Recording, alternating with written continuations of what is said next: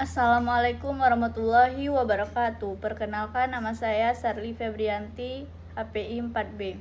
Saya di sini akan menyimpulkan makalah kelompok 2. Pengertian pemerintahan adalah proses dan lembaga yang menjalankan kekuasaan negara untuk mengatur kehidupan masyarakat.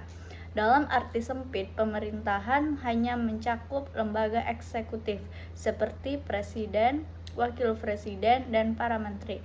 Namun dalam arti luas, pemerintahan mencakup keseluruhan lembaga negara seperti eksekutif, legislatif, dan yudikatif.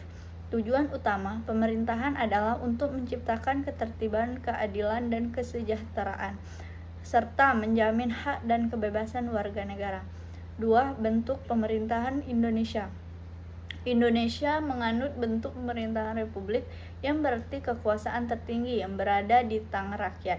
Dalam sistem republik, pemimpin negara yaitu presiden dipilih oleh rakyat secara langsung melalui pemilu dan tidak diwariskan secara turun-temurun.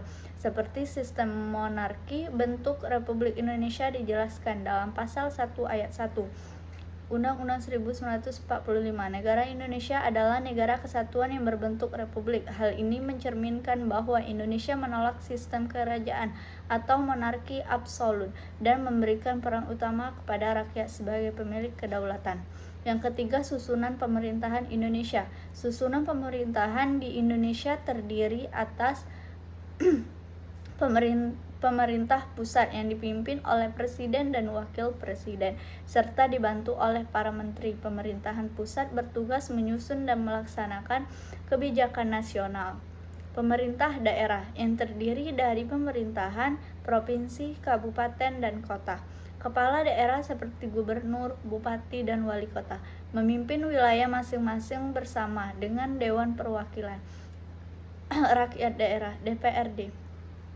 Sistem pemerintahan daerah diatur dalam kerangka otonomi daerah yang memberi wewenang bagi daerah untuk mengatur urusan rumah tangganya sendiri sesuai dengan potensi dan keasaan lokal.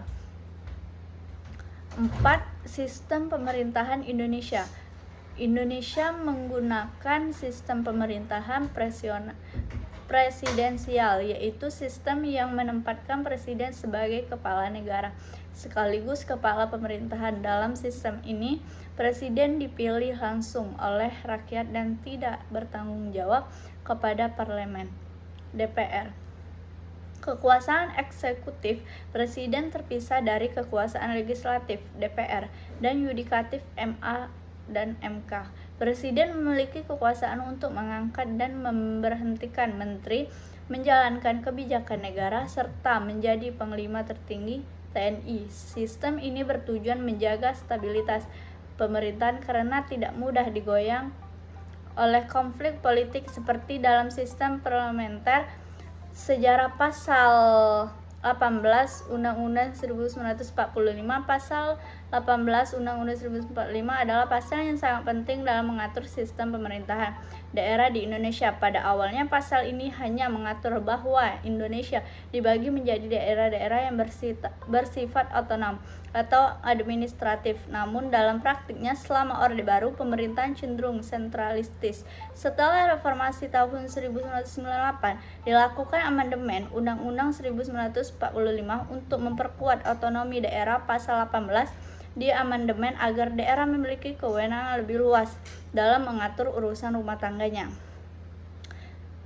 Kini pasal 18 menegaskan prinsip desentralisasi, demokrasi lokal, pengakuan terhadap satuan adat, dan keistimewaan daerah tertentu.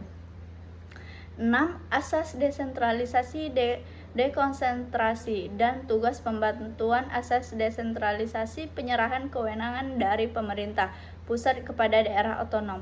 Melalui desentralisasi, daerah memiliki kebebasan untuk mengelola keuangan, membuat peraturan, dan merancang program pembangunan sesuai kebutuhan lokal.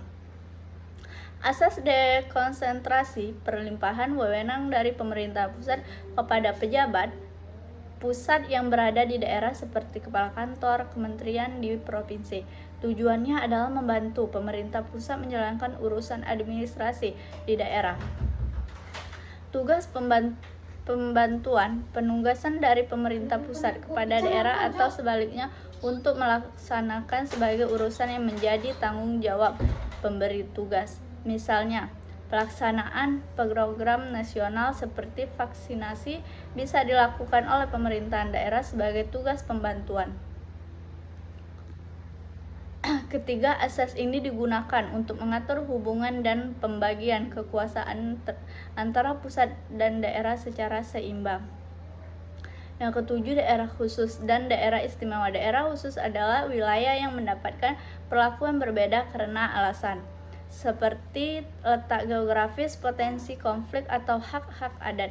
Contohnya adalah Provinsi Papua dan Papua Barat yang memiliki otonomi khusus untuk mengelola kekayaan alam dan adat istiadatnya. Daerah istimewa memiliki status khusus karena alasan historis dan budaya. Contoh utamanya adalah daerah istimewa Jogja yang tetap mempertahankan sistem kesultanan. Sultan Hamengkubuwono diangkat menjadi gubernur secara langsung